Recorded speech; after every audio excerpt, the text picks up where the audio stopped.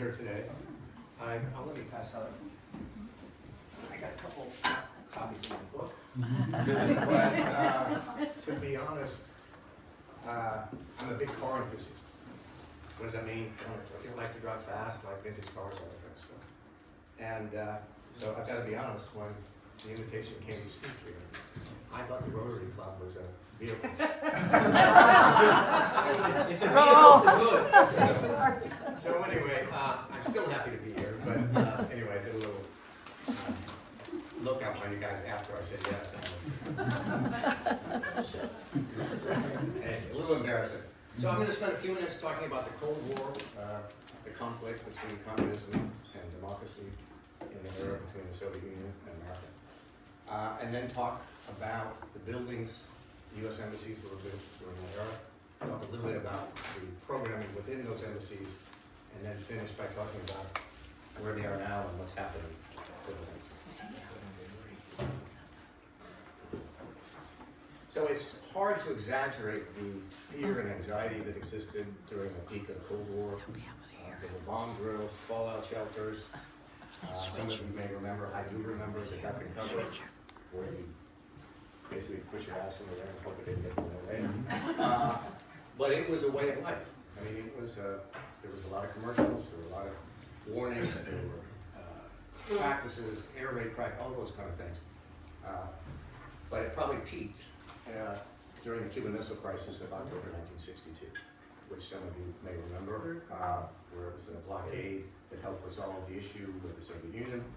But it's among the closest that we know about to a nuclear exchange with the then Soviet Union. So the question is, when the Soviet Union after World War II decided they wanted to expand communism, they wanted to expand their form of communism around the world. George Kennan wrote a very long telegram, I think it was about 8,000 words, in a day. It's called a long telegram, that outlined the Soviets' intentions, and that was to expand communism. Not long after that, very secretive report, the NSC 68 came out in 1950, and that's Woodrow Wilson and sorry, very true. And this basically said, how do you contain communism? So it was expansion versus containment, democracy versus communism. Very secret document. It's kind of cool if you can see here. When it got declassified, can you see the name there? Who signed it? Henry Kissinger signed it, exactly. Wow. So how do you contain communism? How do you contain the Soviet Union? Well, one way we did was to build up our nuclear arsenal. In 1950, we had about 300 nuclear warheads. By 1960, we had almost 20,000. Wow. What else did we do? We started the Central Intelligence Agency in 1947. That's Eisenhower on the left. Obviously, this was built later after it was formed. That building on the right was designed by Harrison and Ronowitz. You'll hear about them in a minute. So, you build up your military, particularly your nuclear weapons. You gather intelligence around the world. As most of you may know, the CIA operates outside the U.S., the FBI operates within the U.S. And they either can do both.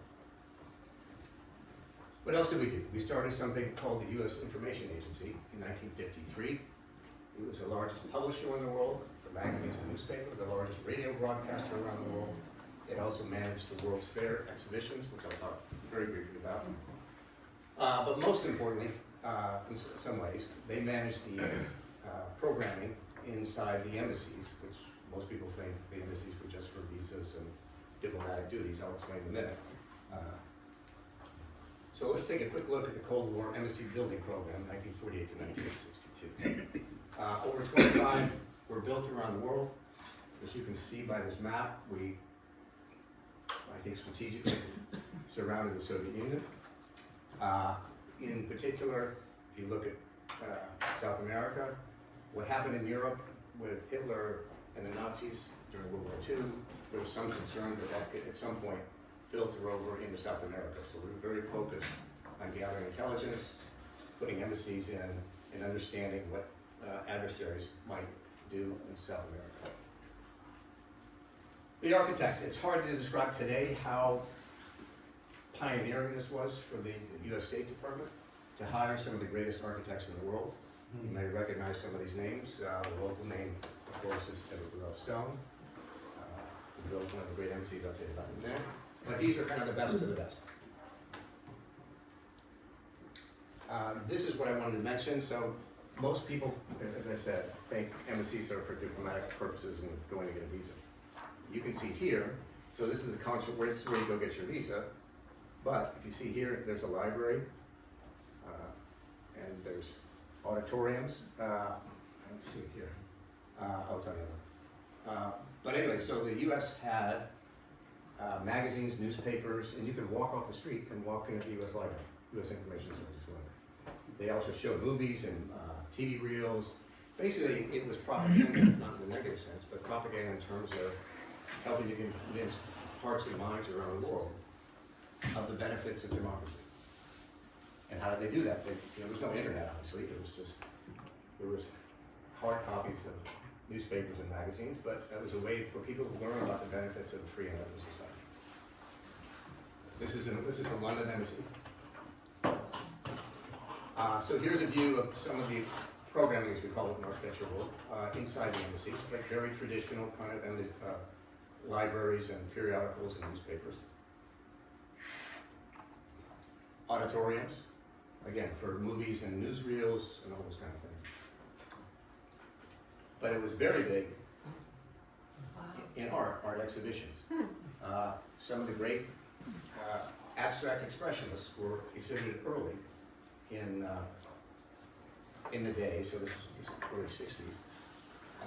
And there was one blockbuster show in London in 1962 called Vanguard America that showcased a bunch of these paintings. I can't tell you what these paintings are worth today, but hundreds of millions of dollars. Why did we show abstract expressionist artists? Well, everybody will have a different opinion, but if you're trying to promote a creative, progressive country, this kind of art at the time was considered new and groundbreaking and highly creative. Whether you like it or you don't, if we'd all bought one or two of these, we'd have a very different lifestyle today. Anyway, hugely successful artists. But the Soviet Union, you can't do this in the Soviet Union. In the day, you couldn't paint like this. Nobody would let you.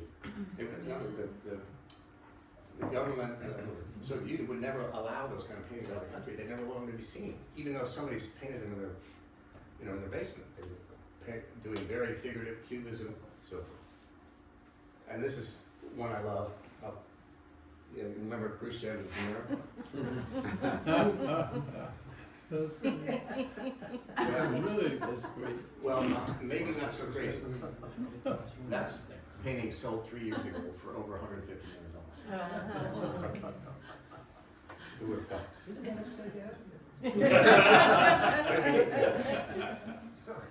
So let's take a look at some of the embassies. There were more than 25 built around the world. Again, they were built as kind of billboards for an open, free, progressive society. So, this was one of the very first. Wow. This is Harrison and Romulus. This is in Rio de Janeiro. When you look at that, I kind of think almost it looks like a corporate office. Yeah. But that was very, very pioneering in the late 1940s. Yeah. Super pioneering. People, fans of architecture, the Lever House in New York, it was early 1940s, 1950s rather. You have the Seagram Building, late, kind of mid 1950s. But this is called the international style. So why is it called the international style? It's rectilinear. It doesn't mean rectangular. It's rectilinear, meaning no round edges. It's all straight lines. No ornamentation. Flat top roof. So a very, very. I'm going to go back. Do you mind going through this? So we're going to talk about Bauhaus in a minute. But if you look at that in 1920, I mean, it's pretty amazing how pioneering that is. So we'll come back to that. But anyway, that's what influenced the international style. Walter Gropius. So that's Rio de Janeiro, Harrison and Robbins. It is no longer an embassy, it's a consulate, but it's going to be decommissioned. Consulates are in major cities, but not in the capital cities. Embassies are in the capital cities. I think it was in the 1970s, they moved the capital of Brazil from Rio to Brasilia. They built a whole new city in the middle of Brazil. Harrison and Robbins, the ones who did the CIA headquarters. Again, not have similar international style design, repetitive windows, flat roof, lots of glass, lots of marble, so forth. This, in some ways, is probably the most famous, not for good reasons, of all the embassies built during the war. Again, very much international style. If you go to the glass house, you'll see the same furniture in the glass house, Florence Knoll, these Fandero chairs, these table, so forth. The problem was everybody didn't like this architecture and the interior decorating. It was considered very, very progressive and very, very modern. The embassy opened, sorry, I should have mentioned, these are all dates of design, not opening dates, because sometimes it took 6 or 7 years to actually get them open because of different issues. Opened in 1959. It was only open for about a year and a half. Batista overthrows Castro. Sorry, Castro overthrows Batista in 1959. Becomes the headquarters after the Americans were evacuated in 1961 for Castro's women. You can see here. See, this is Embassy United States. This is the embassy in Havana. But it was also famous during George W. Bush's era. When the Cold War was over, but there was still conflict with the Soviets. This is a saying in Spanish. One was by Abraham Lincoln, another was by Martin Luther King. In response, the government, the Castro government, put up, they call this the Imperialist Plaza. They put up black flags. There's debate about what they're for, whether the number of Cubans killed during the Bay Pigs invasion, was it because there was a terrorist incident, so forth. But that blocked the view of the neon sign. So it covered that. You couldn't see it from the road. Okay. Subsequently, you probably read, there actually came out the other day, they think it was Russia that did it. They thought it was the Chinese. People said it didn't happen, nothing went wrong. People had their nervous systems and brain damage and headaches and so forth. It turns out they found a machine in Russia. The CIA bought it for $15 million, and it duplicated exactly what happened to humans with animals. Wow. So it's almost, I don't want to say certain, but it's highly likely that it was the Russians who were transmitting these wavelengths into the embassy. Wow, that's crazy. I just like to show this because it shows you the difference between modern, progressive, and I'm cheating a little bit because this is 1987, so it's 20, 30 years later. But to me, that looks like a guardhouse in a prison. Oh, yeah. Is Sauron at the top? I'm sorry? Is Sauron at the top? But I mean, you think monolithic, you think it's a watchtower. I mean, it's about as intimidating as you can get. Continuing, so we're still with the international style. This is Rapson and Vandermeulen. Rapson was training up in Michigan. But again, rectilinear, straight lines, repetitive window, flat, lack of ornamentation. You can see here, it says U.S. Information Services. So that's where you go into the library and the auditorium. And back in the day, by the way, you could just walk in. There were no bars. There were no security. There was no terrorist incidents. Again, Rapson and Vandermeulen, Stockholm, same. It's very similar. It's actually, there's a style coming back today that resembles some of that kind of boxes on top of boxes. Edward Durell Stone, this is one of the most famous of the embassies. Frank Lloyd Wright said it's probably the greatest building that the U.S. ever built. Really? This becomes more in the architectural world contextual. So you've got, you're in India, so it's very hot. The summers are hot. So there's water here purposely. This is raised up, it's called a plinth, but it's basically raised on a support system. It's called brise soleil, so it has a way for the light, sunlight to get through, but it's basically for air circulation. So everything was about kind of how to manage a building in these hot temperatures. Oh, and by the way, I just have to go back just because you can see. Forgot to mention. This was one of the first government buildings ever. So it's I think it opened in 1953. It had air conditioning. No. Except if you go back today, I was lucky enough to go to Cuba about 4 years ago, and I got into the embassy. I almost didn't get out of it, but I got into it.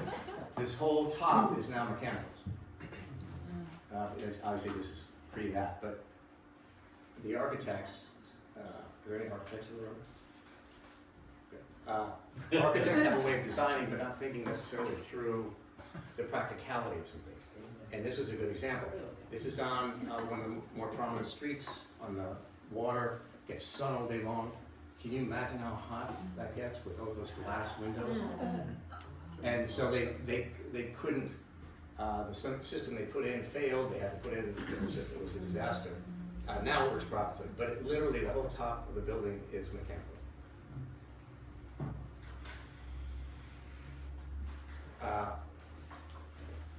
In the day, these were prominent buildings.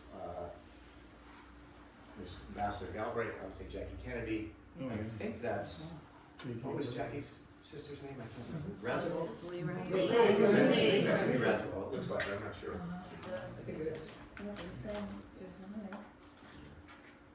The U.S. Information Agency, so it basically controlled a lot of the information coming from America.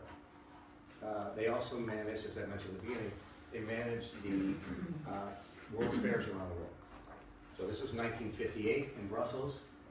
Looks very similar, doesn't it, to the New Delhi Embassy? Same architect, similar design features. Believe it or not, this was visited by 46 million people. That's how popular the world fairs were. That was one of them. Were you? Did you go to Brussels? Did you really? Did you jump in the? No. And this is one of the more famous Buckminster Fuller Expo 67 in Montreal. It was very revolutionary, but it just blew away the Soviets. I mean, this was, nobody had ever seen anything like this. So the World's Fairs were obviously visited by many more people than the embassies, but they were the same kind of idea as a billboard about democracy and progress and technology and so forth. Baghdad, Jose Luis Serra, who ran the Harvard School of Design for many years. Richard Neutra, you may think of him more as a residential architect in California. Eero Saarinen's embassy in London, precast concrete. I'll tell you about that in a minute. Harry Weiss, not a name you're probably that familiar with, but I'd like to show this because in Ghana, you can see it's obviously intentionally done, how it's raised up on these pilates, as they call them. So that's raised. The air louvers again, brise soleil, mahogany, because the ants are terrible at doing damage. So I'm showing you this, the inspiration for Harry Weiss. Well, this is the president's palace.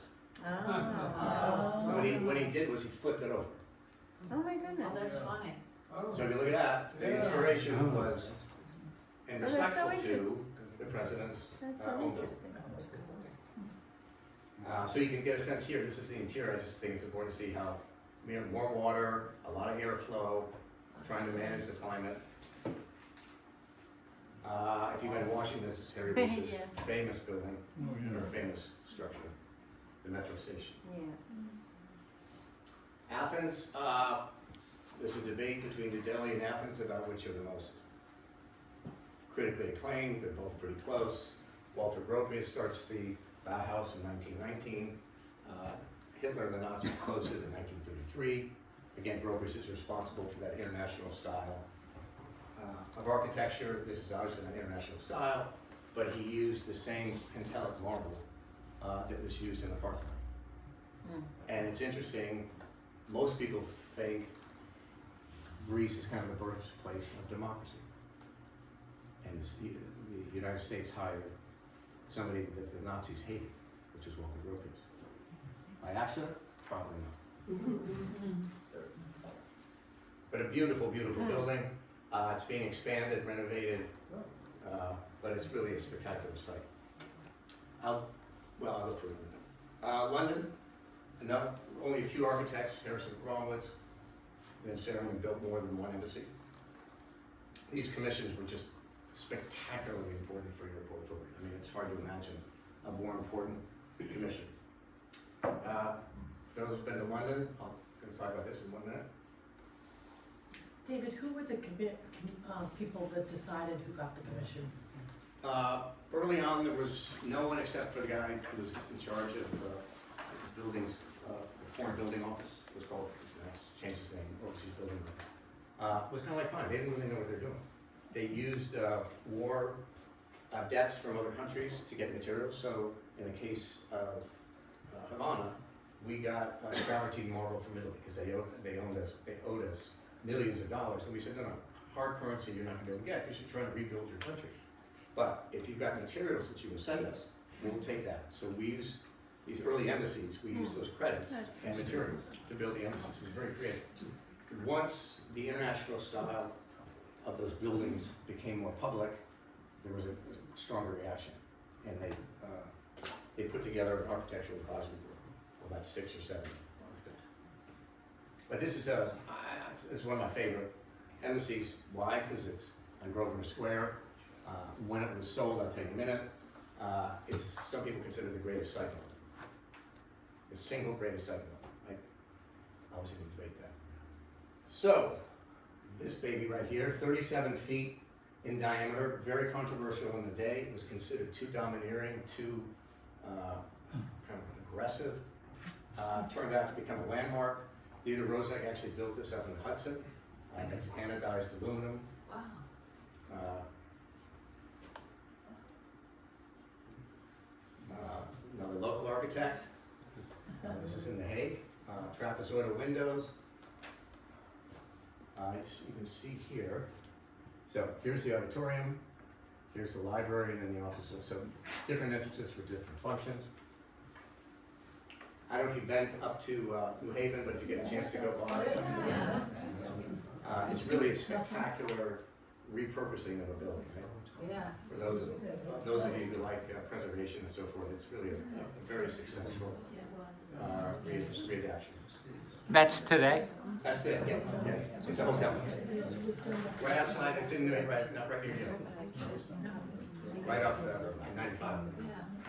Down Hatch Caracas, again, I'll show you this. These were panels by Harry Victoria.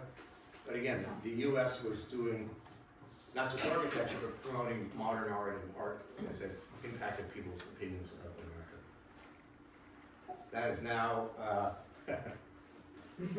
there are a lot of issues, and that's what, as we know, but that's no longer an issue. We moved into beautiful panels, though.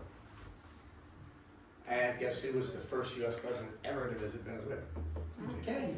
Good guess. And the last of the Cold War embassies, John Johansson, R5, somebody everybody knows fairly well in this room. Not an easy embassy to get built. This is one of those that took 6 years. There were a lot of complaints in Congress. It had a Celtic influence. It actually has a moat partially around it. It's built on a triangular plot. Not an easy site to build on.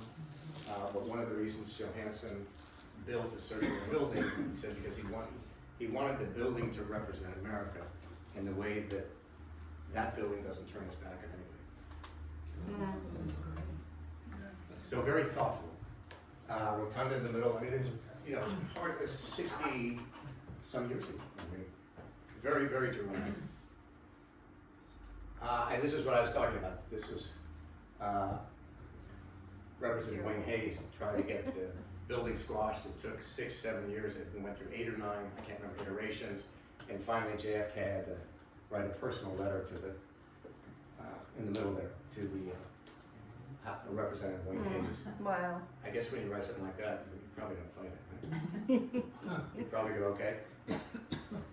This building is in the process of being decommissioned. I'll talk about that in a minute. So here's the current status. What happened? And how timely is this, right? 1979. They take over the embassy in Tehran for 444 days. Carter is a little bit back on his back fleet, doesn't know quite what to do. Reagan's going to be inaugurated, and I guess he sent a message saying, the day I'm president, if this isn't resolved, you guys are in for something, you know. And they let him go on the day before the inauguration. But that was the first major terrorist incident at an embassy. Why? Because embassy property, embassy land is considered sovereign land. It's considered American property. If there's a fire, if there's a shooting, the police can't go in, the fire department can't go in unless the United States approves it. In Kenya and Tanzania, it's called Kenbam. It was the largest FBI investigation in history, I think up until probably 2011. So people probably say, well, maybe the FBI, this is not in America. Well, it is considered America. That's American land. So it just happens to be located outside the US, but that's considered American property. I don't remember the number of killed, but it was way more than anybody had ever seen. It changed the dynamics for embassy security forever. That was 98. I'd like to put this up because the response was dramatic. Wow. The response was the right thing to do, I think, in many ways. You want to protect your diplomats. That's the number one priority. When the Saarland's embassy opened in London in 1962, 61, there was a review of the embassy, the architect's review, and said one of the great things about it is it's a very open, accessible, and there's only one guard at the front door who's 80 and he has a cane. That was the guy guarding the door. Well, obviously, things changed.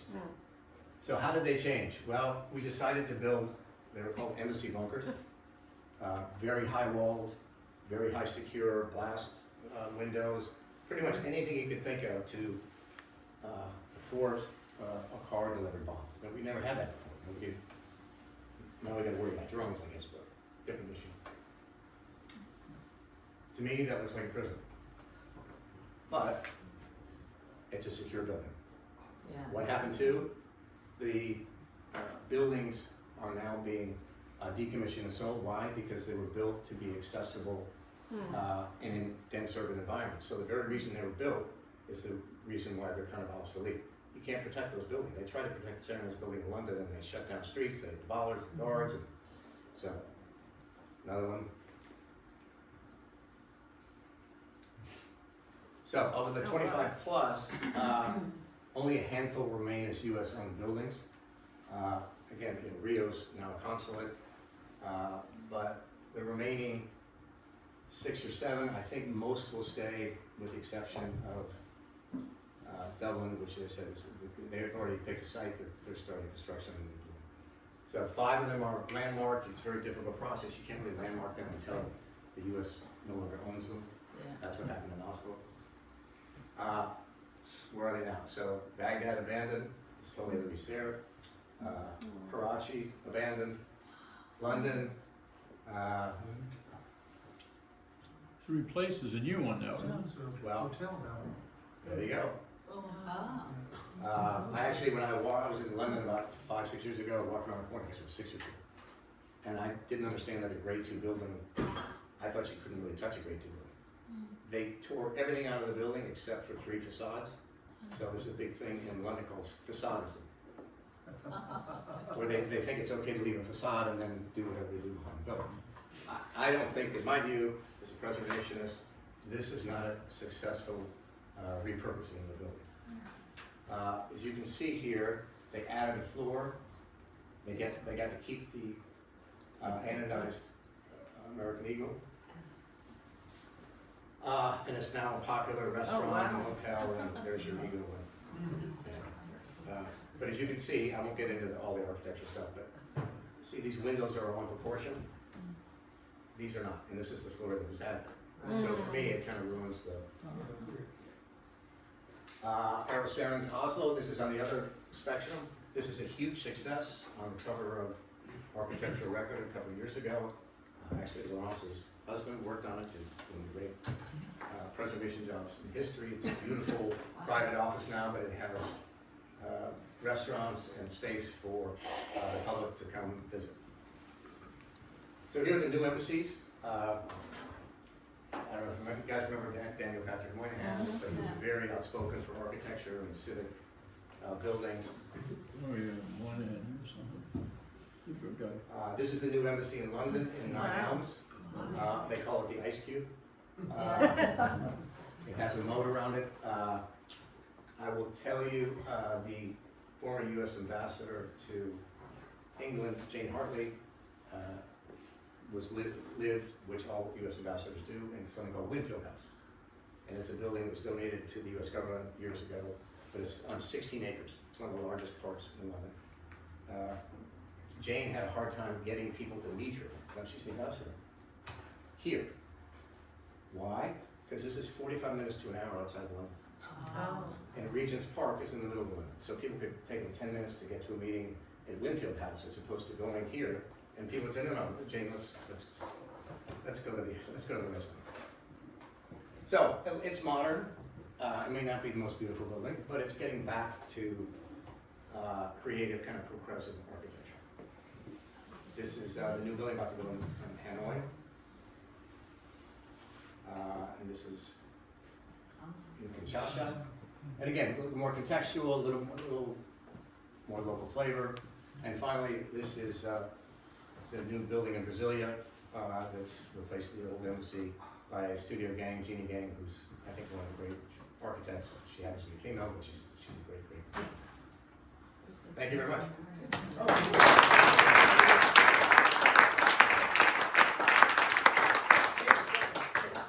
Terrific, thank you so much. I learned 100% new, it's all new to me. And, Time for a couple questions, or you got to wrap it? no, we don't. Do you want to talk a little bit about your foundation here? I can. I mean, Laurence is better at it than I am. But We are going to have a tour. yeah, so probably let Laurence do In it. a few minutes, as soon as we break. If you're going. Clean up. If you're not going. If you want, everybody here is invited to go over to Onera, which is 3-minute walk, Yeah. right here. And Laurence is going to give us a tour, and we can ask a lot more questions, but we'll take a couple of questions now. Did you want to ask? I'm just thinking what a shame it is we don't have World's Fairs anymore, and I just don't know kind of who really organized those, because they were international events. I mean, do we have any idea why Well, they they did died one out? recently in Japan. I mean, maybe 10 years ago, 5 years ago. They do. It's a really good question. I think one, they're expensive to put on. Two, we don't have the internet, so the propaganda, the marketing of a country doesn't have the same emphasis because, but those fairs were generally about showing our advanced technology, or the space race. Those World's Fairs were amazing because it was all about who had the better technology. But Yeah, I went to Expo. today it's kind of, what are you going to show, AI or something? Yeah, I went to Expo '67, and then I went to World's Fair in Queens. I mean, I remember those. Yeah. So you go to the one in New York and Yeah. Robert 60s. Moses wrote it. Yeah, right. Did you have a question? No, it was answered. Oh, great. Well, thank you, David. I And, you didn't raise your hand. didn't want to, jump to the front of the line. The presentation on U.S. embassies around the world, but many or half of those architects had a New Canaan connection, and that's why the foundation, Some. is here. Edward Durrell Stone, the Harvard Five. Yeah. You mentioned Frank Lloyd Roy, Wright. He worked here Marcel too. Breuer, yeah, Marcel Breuer. Right, well, right. Yeah. Yeah, so, can you talk about, I guess, the legacy of the Harvard Five and modernism and the influence of those 5, 7, architects, and I guess where you think the movement's going? And I say that because nobody really paid attention to this 10, 20 years ago, didn't pay attention, but it seems to be coming back. New Canaan, and Well, is that true I- around the world? I'm probably biased, and Laurence will probably agree with me, but the biggest benefit, in my view, the biggest beneficiary, let's put it that way, of climate change, whether you, which side, whatever it is preservation, is buildings. Architects are now realizing it's something called embedded energy. So when you build a building, you create concrete, you do all that takes energy. All those things you put into a building require a lot of energy. If you tear the building down, then you gotta do it again. So what they're learning is, if you adapt a building, which is easier and easier to do because we have the technologies. That's why I was ashamed that, hope anybody here doesn't work for JP Morgan, but the old Union Carbide building on Park Avenue, that was the largest deconstructed skyscraper ever. Yeah. Now, a lot of it got recycled, which is great, but it was a 65-story building and it became an 80 or 79-story building. How many billions were spent, how much energy? But to answer your question, I think this, Johansson in particular, this embassy in Dublin, actually taught a course last fall with Jorge on the Dublin embassy. It's getting a lot of attention, and people are starting to understand that these are landmarks, and great architects were part of those, and they're not going to be built again. And so the idea is, the studio we did was, how do you repurpose the embassy, going to be the former embassy of Dublin? What can you do with it? And I think hopefully it's going to be some kind of Irish-American center to promote both countries, how you make it a museum sort of. But to answer, anyway, I think they're getting more and more attention because they should. Is there a book on the Dublin Embassy specifically? There is, Cormac McCarthy? Cormac Murray, thank you. We may have one at the foundation. I don't know if Yes, he's got- absolutely. We You have. can put it, he Cormac's just book. finished a book. It's the most comprehensive book you'll ever see on that embassy. It's really cool. We will have plenty of chance for more questions when we take the tour. I suggest we meet over there in 15 minutes. Give us a little time to get organized. That would be at 1:50. And is your book for sale at the foundation? Laurence has it. Yes, I can Yeah. make sure. Let me add one thing. Thank you.